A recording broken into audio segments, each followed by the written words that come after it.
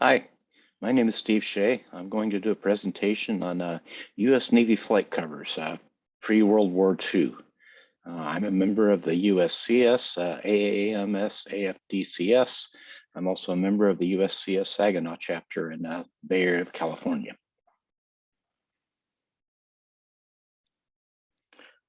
Why Navy flight covers? Well, they're actually naval covers. Many covers, in fact, have a ship cancel on them. They're very historical, which I'm interested in history. They're challenging to find and collect. And a Navy flight cover marks an event in naval aviation history, an interest that I have. Many covers were flown on a flight. Well, not all of them you'll see today were, but most of them were. And the postmarks documented events in the flight, such as the departure or the arrival or event dates. A couple of notes. Much of the information I have comes from the American Airmail Society catalog. Their catalog numbers, when relevant, will be shown in the upper right-hand corner on the slides. There are 3 sections of the catalog that are very helpful to naval flight collectors. Transoceanic flight section, souvenir historical flight section, and the Canal Zone airmail sections are all very, very helpful. This is an example of the 5th edition of the AAMS catalog. Shows you there are several sections in this particular catalog, one being the transoceanic record flights, which is very helpful. To kind of put things in perspective and give you a little bit of historical context, and the 1920s, naval aviation was really in its infancy. Airplane designs are biplanes and seaplanes. Seaplanes had long legs, could fly for long distances. Most of the biplanes were land planes and flew short distances. The first carrier-based planes flew off the USS Langley in 1922 for the United States Navy. During this period, there wasn't a lot of shipbuilding going on, and Lindbergh wouldn't cross the Atlantic until 1927. So one of the first covers we'll see is predates that event. Then in the 1930s, naval aviation was still maturing. Designs were still biplanes for the most part. A little bit more shipbuilding going on. And there was a recognition of a possible pending war with Japan in many areas of the Pacific. And there was a recognition of the importance of places such as Midway, Wake Island, the Alaska frontier, and the Panama Canal. And you can see that with some of the covers we're going to see. And opening of the Pan Am Trans-Pacific airmail routes occurred in 1935.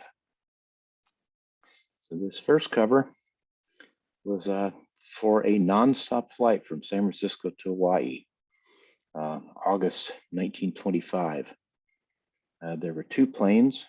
They started in San Pablo Bay and San Francisco Bay. One of the planes carried mail.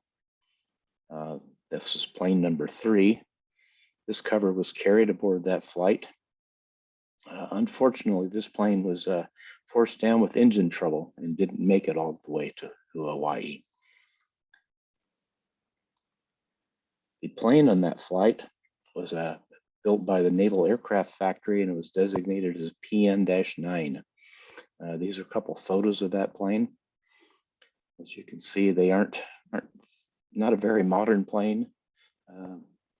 Biplane, exposed engines, lots of rigging and struts, which are drag inducing, keeps the speed way down. This plane had a 72-foot wingspan, carried a crew of 5, and it had an open flight cockpit. The other plane, which was plane number 1, was piloted by Commander John Rogers.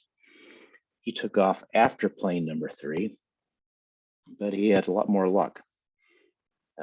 He made it to all the way within 100 miles of Hawaii after a 25-hour flight when the plane was forced down. They had some navigational issues, so they were a little bit off course. So even though there were guard ships placed every 200 miles of the 2,400-mile flight, when the plane came down, no one knew where they were.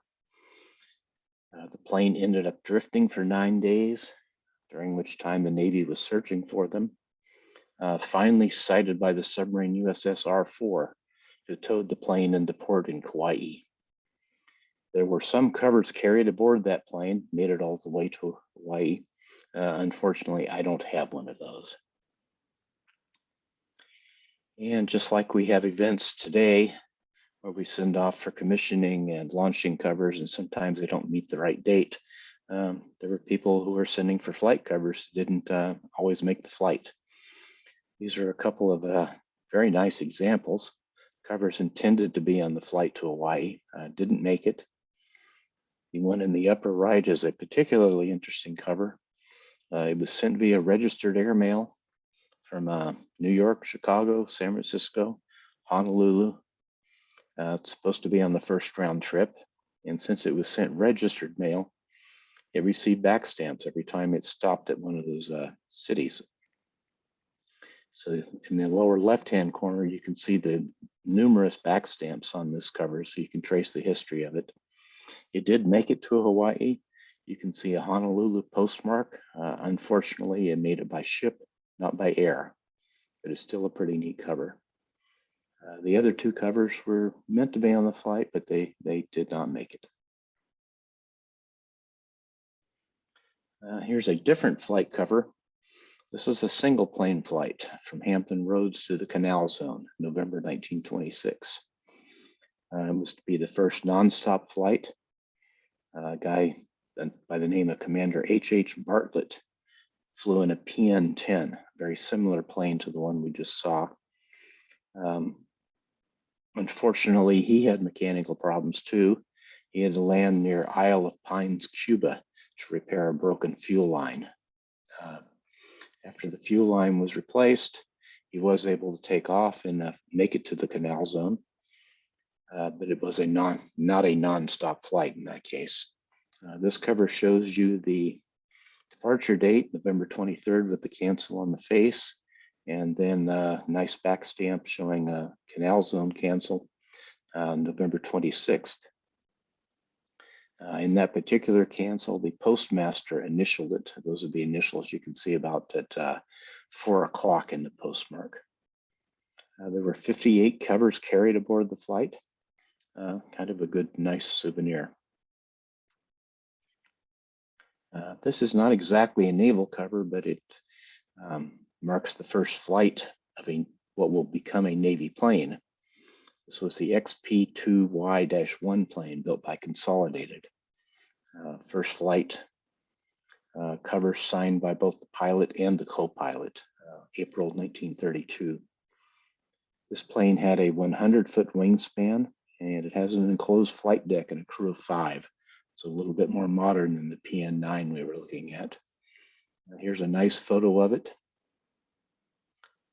Not quite as many struts as rigging and ringing. The enclosed cockpit is much nicer than the PN-9. So a nicer plane. Here's a cover carried by a scout plane from the cruiser USS Portland, 1934. This flight departed from Pyramid Cove. Pyramid Cove's on the San Clemente Island, just off the coast of California. January 1934, there was a big undertaking by the Navy. They decided to do a mass flight of planes from San Francisco to Hawaii. Had that not been done before? The squadron was based in San Diego. So this particular cover is actually on the San Diego to San Francisco leg of the flight. A little bit more unusual. The cachet notes that this was carried aboard the plane, signed by the pilot. The plane's designation was 10-P-2. This was squadron VP-10F. And some nice face stampings and back stampings. This flight, like the other flight to Hawaii, departed from the Bay Area. This departed from Paradise Cove in Marin County near Tiburon, which is in the North Bay Area. These two covers are not flown covers, but they're commemorating the flight. Again, it was Squadron VP-10F, and there were 6 planes flying in formation. It took them 24 hours and 45 minutes to make it to Hawaii.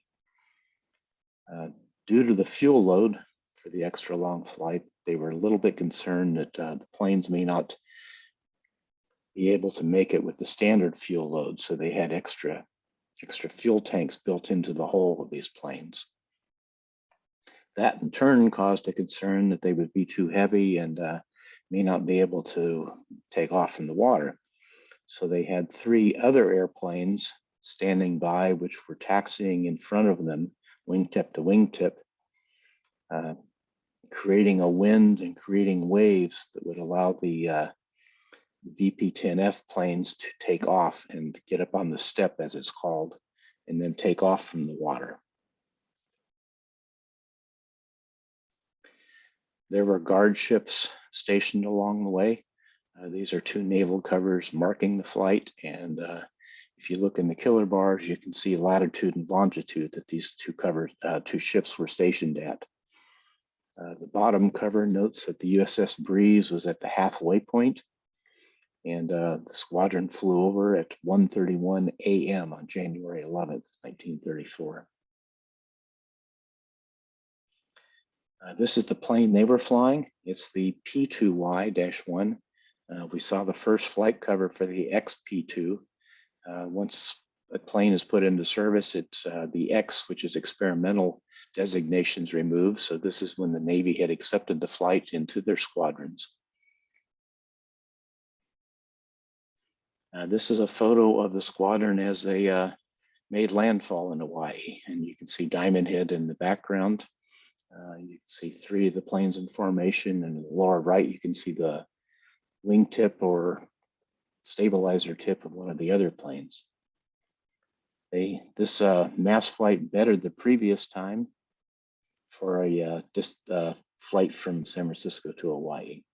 It was really history-making news. You can see headlines of many major newspapers reporting this flight.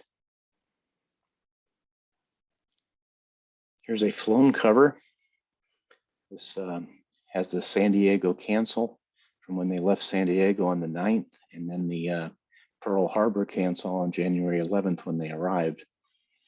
This is signed by the different pilots.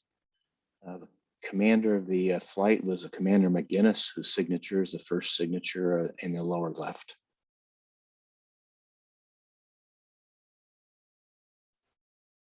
Here's a painting of the planes coming over Diamond Head to give you a little bit feel for what the color of the planes would be with the bright yellow upper wing surfaces. And on the left, we see a picture of some of the pilots and crew. Commander McGinnis is the short guy in the left hand of the photo. 10P1 was his plane, which is the one we can see in the painting here, closest to the observer. President Roosevelt sent a telegram of congratulations, citing the flight as the greatest undertaking of its kind in the history of aviation, which perhaps it was at the time in 1934. These are covers flown on the flight.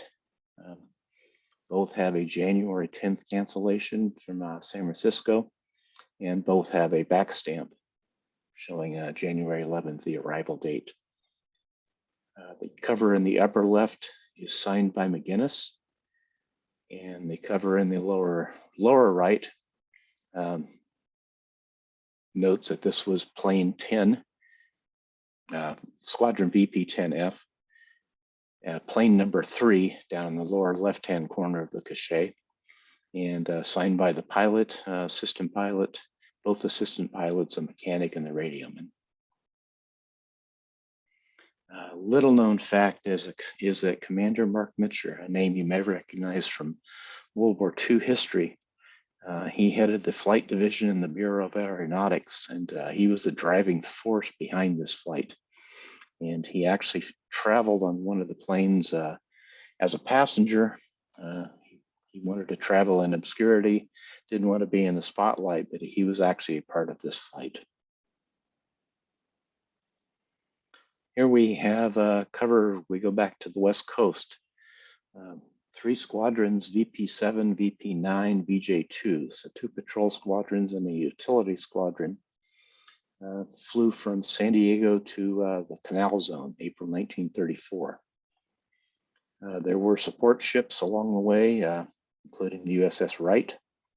The first cover, the cover we see here was canceled in Acapulco, so part way from San Diego to the Canal Zone, April 10th, and it has a back stamp of May 3rd showing arrival in the Canal Zone. So the planes took a while to get there, but they did get there.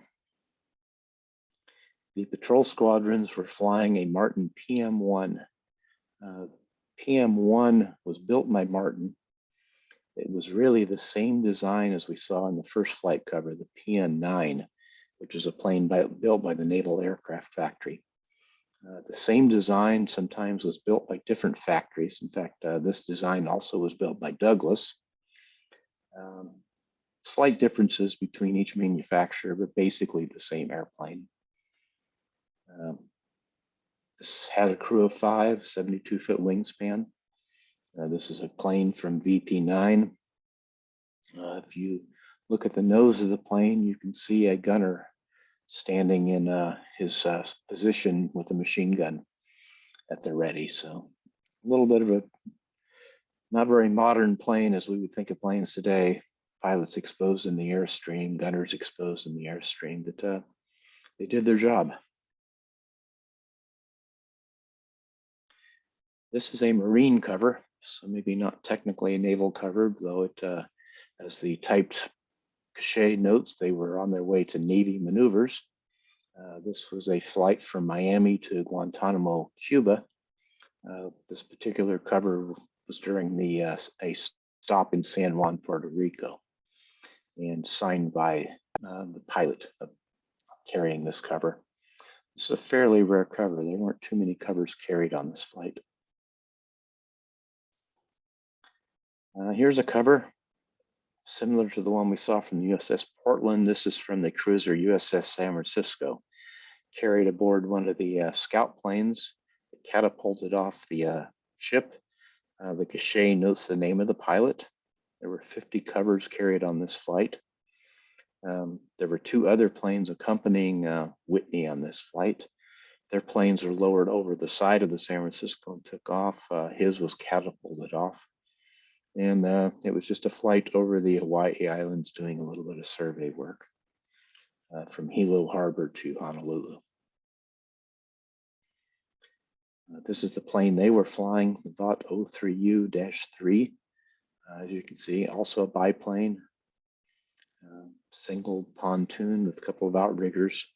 And again, lots of struts, lots of rigging, so not a very fast airplane. Heck, this was carried a crew of 2, had a 36-foot wingspan and an open cockpit. I mentioned in the beginning that the Navy was starting to recognize certain areas as being important, and the Alaska frontier was one of the areas they recognized. They sent a couple squadrons, VP7 and VP9, up to Alaska in July 1934 from San Diego. There's a number of covers that were carried and canceled at the different destinations.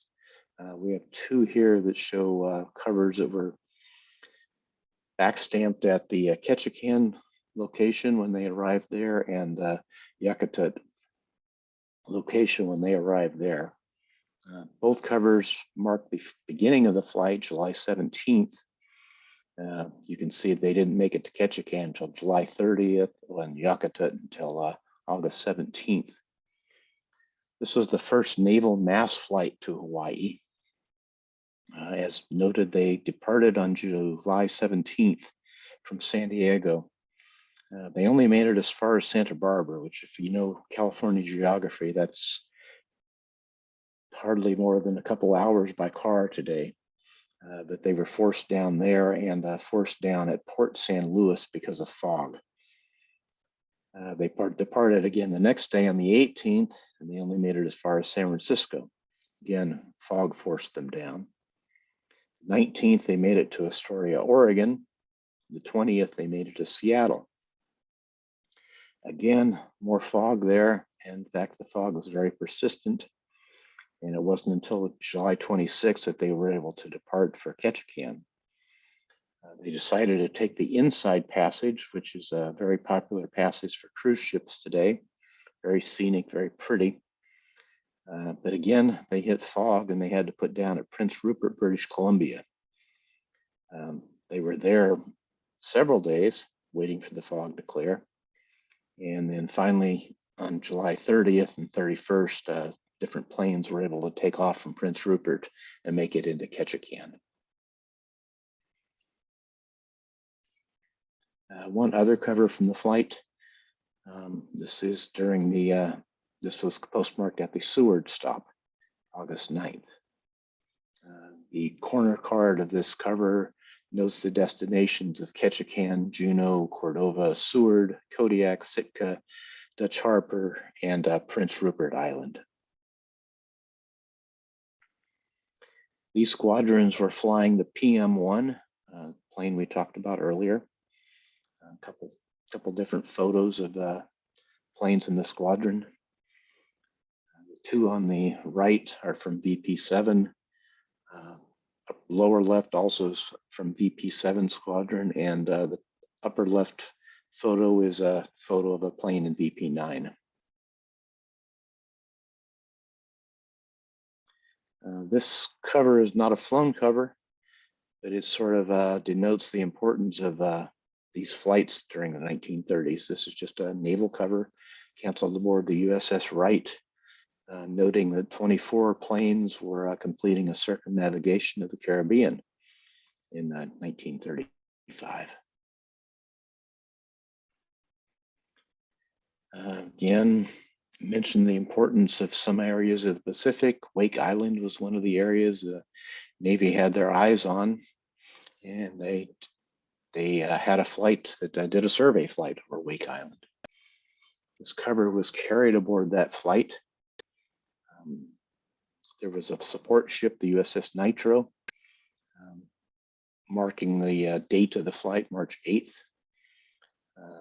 Shay in black ink is a little hard to tell, but you're looking at a overhead view of the islands with a depiction of a sailing ship, and the wording says first flight over Wake Island.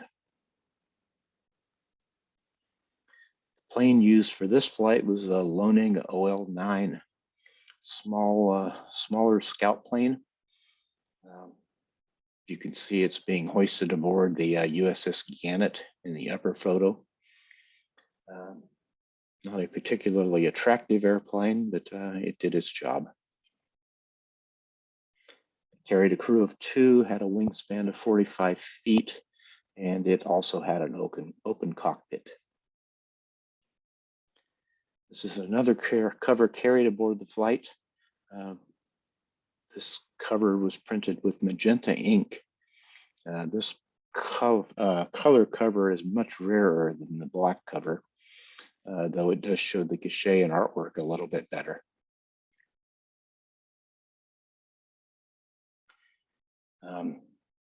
The ship Nitro originally departed from Manila to go to Wake for this survey flight. This cover was postmarked in Manila when they left on February 25th, carried aboard the flight over Wake Island, and then postmarked in Pearl Harbor on March 15th when they arrived there. You'll note that this cover is addressed to Lieutenant Johnson. Jesse Johnson was a pilot. You'll see his name on many of the covers I have in this presentation. He made Rear Admiral before retiring from the Navy. He contributed to many sections in the AAMS catalog. This is a photo from one of those, page from one of those catalogs.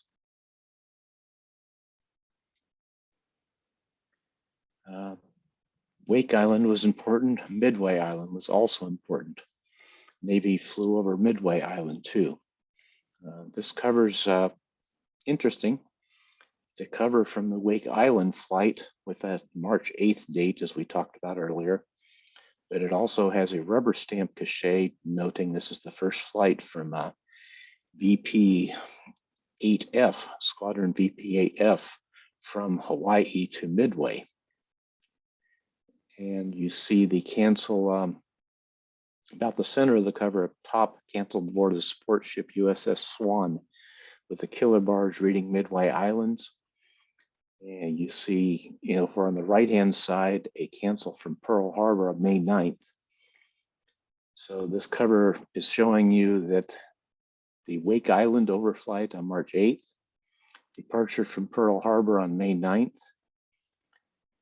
The back stamp on the lower illustration shows you arrival May 11th, Midway Island.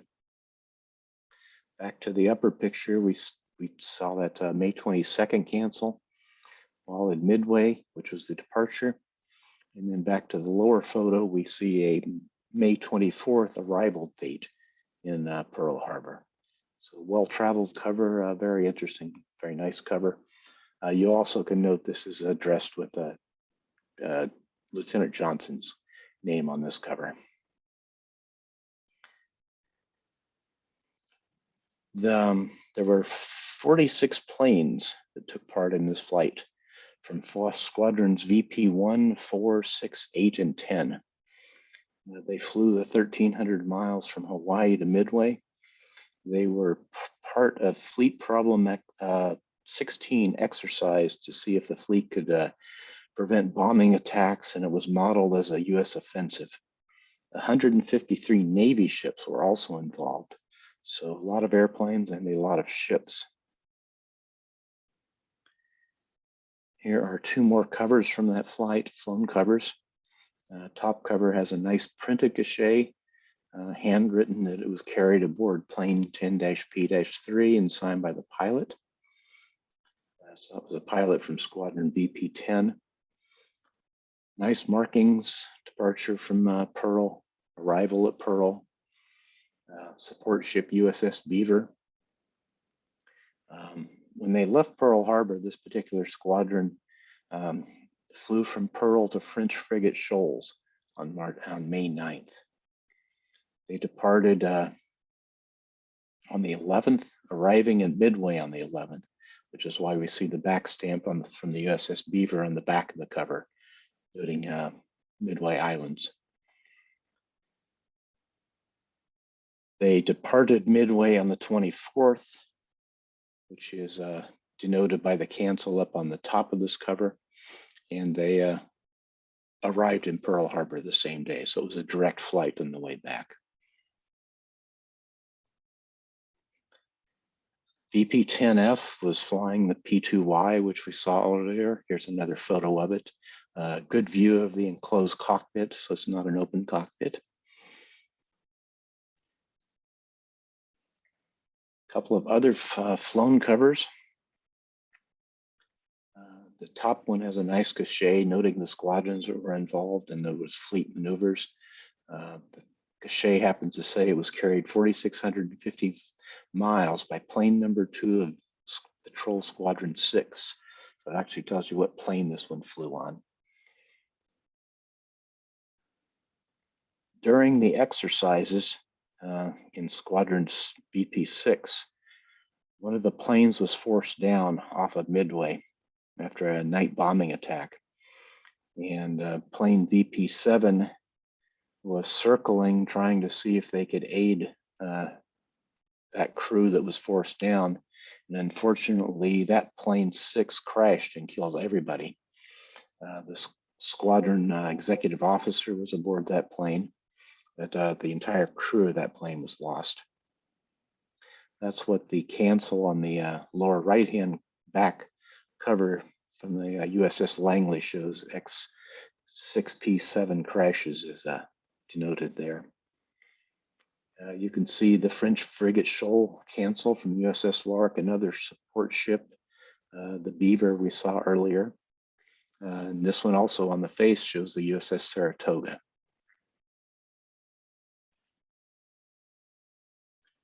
And another flown cover, different cachet.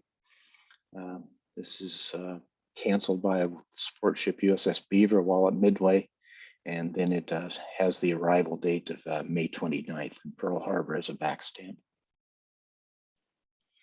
And one more from VP8. Same cachet we saw on the first cover, though not the Wake Island cachet also. So this one's, you can see this one a little bit more clearly. Signed by the pilot, Lieutenant Commander George Owen. He was a Squadron CO for VP8F.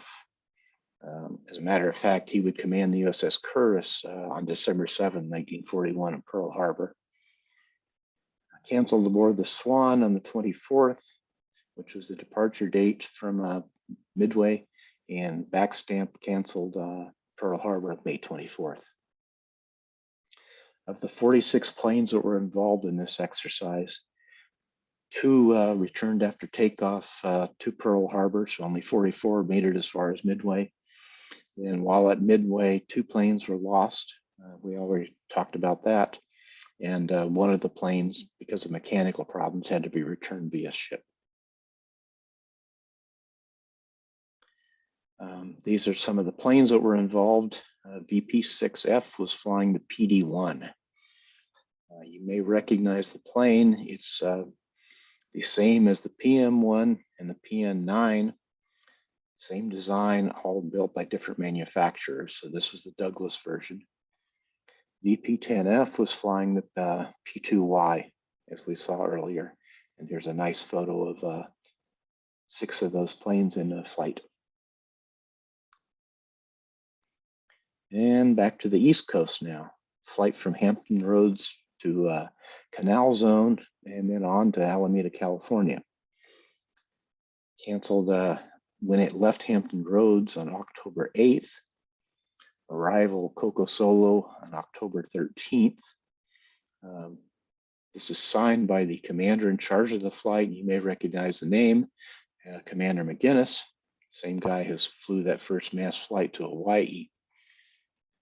The typing on the back notes that it was carried aboard plane, a plane XP3Y-1 with the plane's BU number, marking the world's record-breaking flight from Norfolk via Coco Solo, and then to San Francisco, which was actually Alameda, which is across the bay from San Francisco. And this cover's signed by the crew members. Again, you can see McGinnis' signature at the top there. They were en route to San Diego with this plane to undergo some rough water testing and changes at the Consolidated factory. Consolidated built the airplane.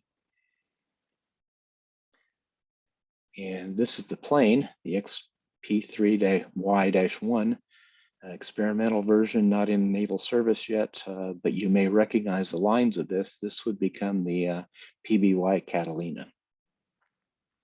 104-foot wingspan, length of 63 feet, 10 inches, height of 21 feet, carried a crew of 10. So a little bit bigger plane than some of the others and a much larger crew than most of the others. This cover was carried on a mass flight from Pearl Harbor to French frigate Shoals, which then went on to Johnston Island and then back to French frigate Shoals, back to Pearl Harbor. This particular cover was carried on the French frigate Shoals, actually Johnston Island to French frigate Shoals leg.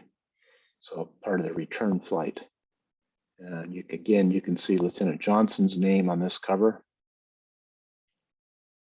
The squadrons involved were VP6F and VP10F.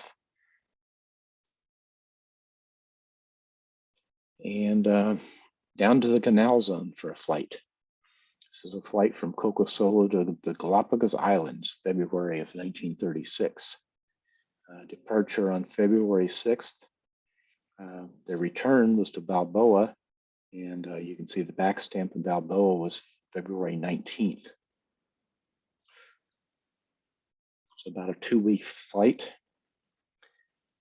This is the cover, one of the covers that's showing the Coco Solo to Galapagos leg. February 6th, arrival at Galapagos on February 8th. 384 covers were flown on this flight. Only 195 are considered official and backstamped with the USS Wright backstamp, as we see here. The squadron involved was VP-5F, is noted in the cachet.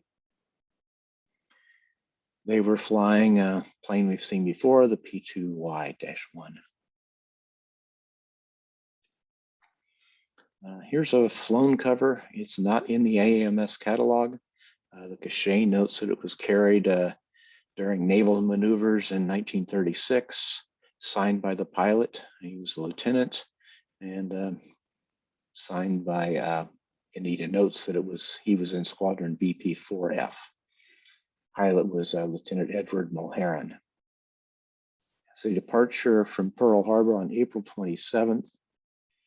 There's a backstamp showing a support ship Pelican off of Hilo on May 7th, and then an arrival back at Pearl Harbor on May 22nd. And they were flying the P-2Y-3, slightly different version than the P-2Y-1s we've seen before. This is a photo of a plane in the squadron VP-4F. You can see the designation on the plane 4P1, 4 meaning the squadron, P meaning the type of squadron patrol, and 1 meaning the number of the plane in that squadron.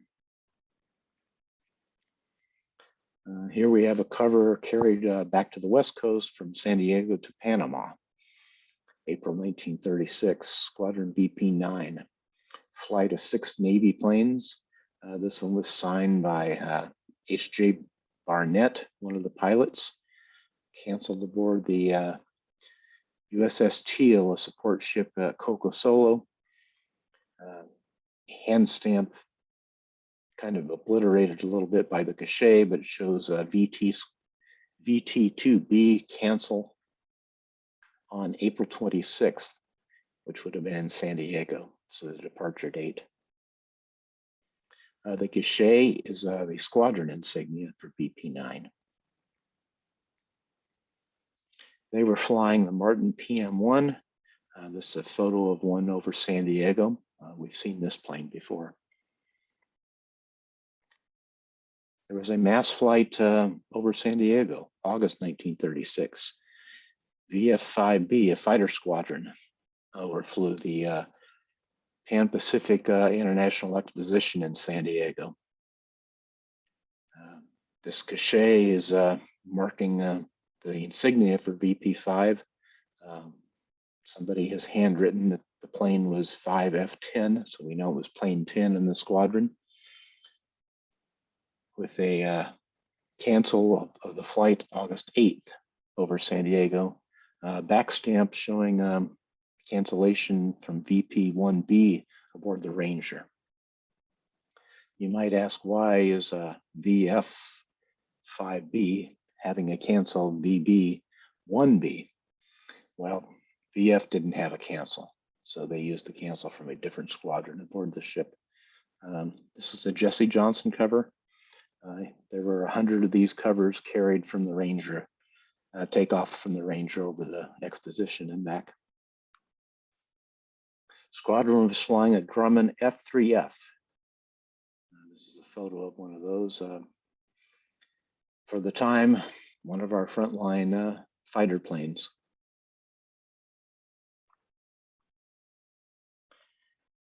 There was a mass flight test in December 1936. Squadron VP-6F was going to do a shakedown flight of their planes in preparation for a mass flight to Hawaii. So 6 of the planes flew out 400 miles from San Diego out to sea. And then they flew up and down the California coast and back to San Diego as a shakedown. So we see a cancel with the San Diego departure and arrival back with a VT2B cancellation. They were flying the PBY. So remember before, this was a ex-PBY when it was experimental.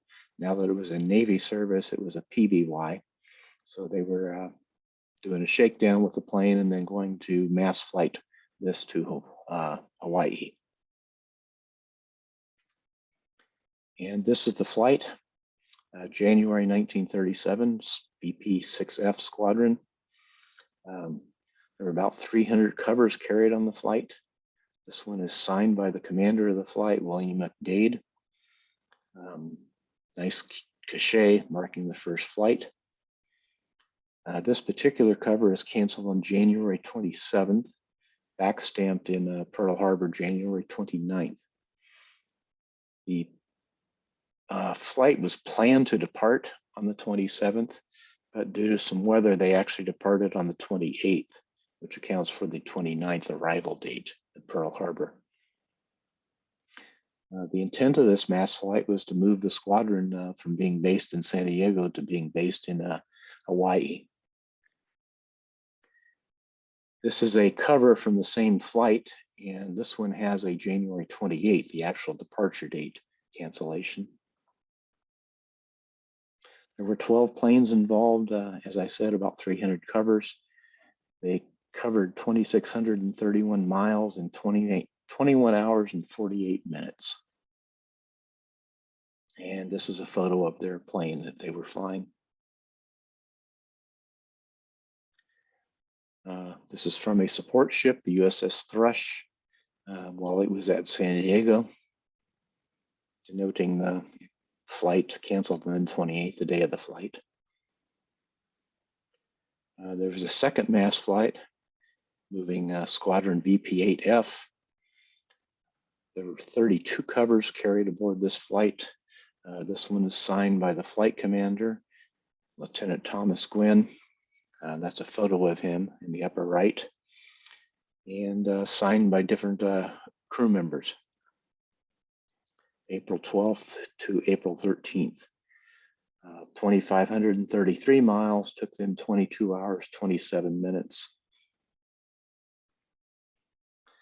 If you're from the Bay Area, you know that in 1937, there was a big event. The Golden Gate Bridge was opened. And it was big in many ways. The Navy was there with many ships. They also brought carriers there so they could do an aerial display. The USS Ranger was there, and 3 different squadrons from the Ranger took part in the celebration. VF-3B was a fighter squadron. Commander was Lieutenant Commander Cato Glover, who's denoted on this cover, flying plane number 7. Slogan cancel from the cancellation notes that they were off the Golden Gate. Flying the Grumman V-2F fighter plane. A little older version of the F-3F that we saw a minute ago. Another squadron, VF-5B. Squadron commander was Lieutenant Commander Walton Smith, who signed this cover. And they were flying the F-3F that we saw earlier. And another squadron, BS-1B, scouting squadron. Lieutenant Commander Vernon Grant signed this cover. And they were flying the Vought SBU-1 scout plane. A little bit older looking biplane, open cockpit. You can see a goose insignia underneath the pilot paint on the side of the plane. That's the Galloping Goose insignia for this squadron. And here we see a picture of the newly opened Golden Gate being with planes flying over. These are PBYs flying out to sea during the celebration. This is not a flown cover, but it does denote that there were 4 squadrons from the Ranger involved in a goodwill cruise off Peru, and they did do some flying. There are some flown covers from this flight. This is an interesting cover, not an official flight per se, but it was flown on a Navy flight. This was a cover carried aboard a VP-17 squadron plane.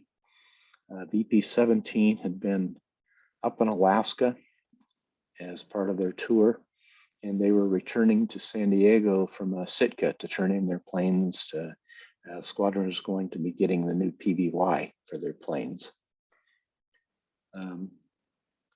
During the time that they were in Seattle, which is where this cover originates, the USS Ranger was also in Puget Sound at Bremerton at the time, which is, you can see that on the cancel in the upper right on this cover. She was getting her deck caulked and gasoline storage tanks cleaned at the time. As VP-17 was in Seattle,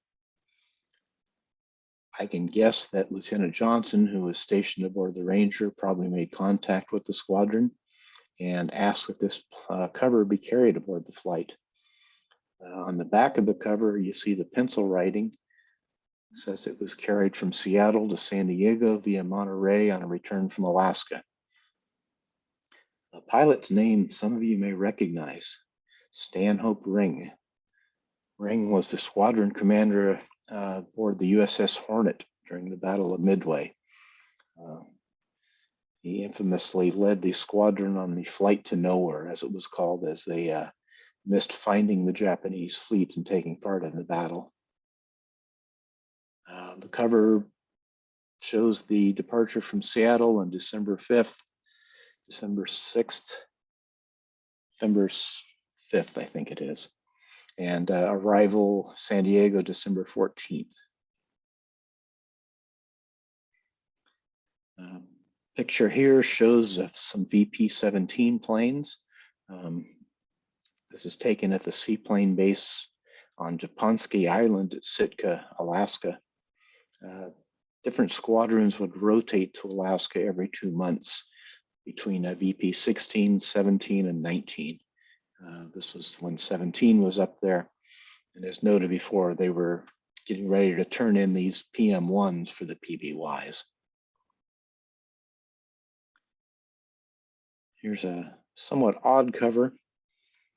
Canceled aboard the Ranger, carried aboard a plane flown by Jesse Johnson, with the covers dropped via parachute over Edmonds, Washington. So we have a Ranger cancellation with a Edmonds backstamp. Here's a cover carried by Jesse Johnson. This was on a flight that he made from San Diego to Yuma to Tucson and back. And on that flight, he was flying the VOT 03U. And here's a nice photo of that plane. Another cover flown by Jesse Johnson. There was a Navy aerial review going on for the American Legion in Los Angeles. This particular cover flown from San Diego to Reeves Field, which is on Terminal Island in the Long Beach area, and then back to San Diego. We saw a much earlier cover from Pyramid Cove on San Clemente Island. Here's another one, 1938, flight carried by Jesse Johnson. Shows a Ranger cancellation on October 11th, San Diego backstamp on the same date. Here's a cover flown from Haiti, off Go Knives, Haiti, February 1939, Jesse Johnson cover. The backstamp is a Cuban postmark, February 9th, 1939 at Guantanamo. During this period, the Navy was doing some serious large exercises in the Caribbean area. And since there were so many ships and so many people there, they actually set up a special post office in the Guantanamo Bay area.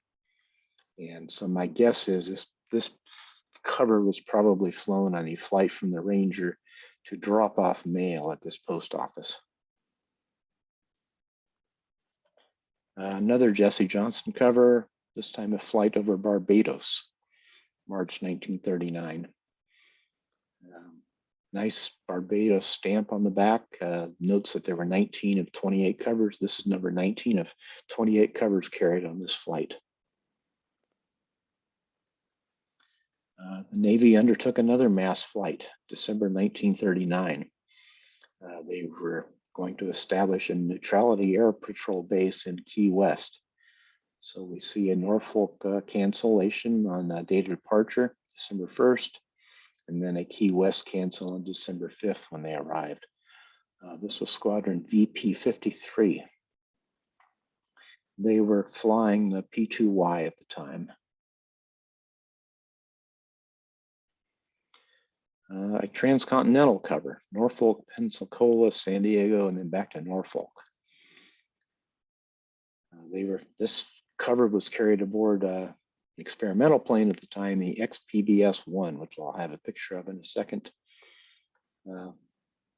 Departed from Norfolk February 1st from the cancellation we see. Pensacola, they departed there on February 28th. A backstamp in San Diego on March 1st, and then another backstamp in Norfolk on March 4th. So they were gone just a little bit over a month. You may wonder why there's a gap between February 1st and the 28th. The flight was actually delayed. They weren't able to depart on the 1st as the cancellation was. They actually ended up departing on the 28th. There were 79 covers carried aboard this flight. And this is the plane, Sikorsky XPBS-1. A little bit different looking than the other planes we've seen. Carried a crew of 4 to 5 people, 124-foot wingspan. They made 2 prototypes, but they ended up only making 3 production planes, so it did not go into full production. You can actually see one of these planes in the New England Air Museum in Hartford, Connecticut. It's a pretty impressive plane to see, so if you're ever in that area, I recommend stopping by at the excellent museum and seeing one of these planes. This cover was carried aboard that plane on a flight from San Diego to Honolulu, back to San Diego on April 1940. Another Jesse Johnson cover, and in this case, he backstamped with the San Diego departure date of April 5th, and then the front the cover has a cancellation of April 6th on arrival at Pearl Harbor. There were only 7 covers carried aboard this flight. This was the 6th flight from San Diego to Hawaii, and it took only 19 hours, 40 minutes. Another Jesse Johnson cover. This one, he just denotes that it was a flight to turn in old planes and get new planes. So a ferry flight, March 1941. And that's my last cover. Just a few final words.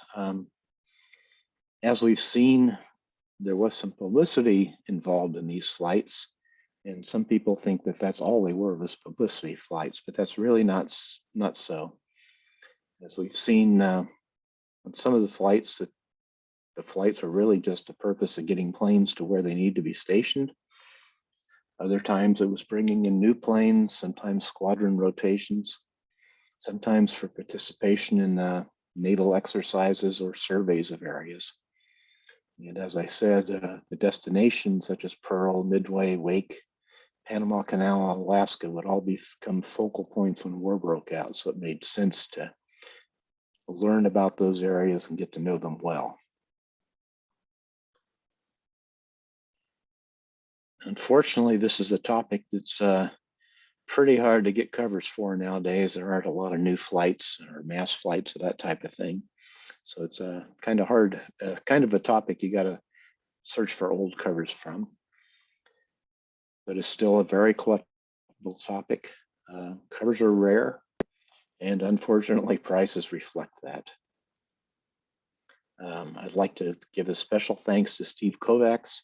He provided some of the photos, most of the photos for this presentation, and many or all of the details on the different squadrons that were involved. And with that, I am going to close the presentation And I thank all of you for attending. Thank you.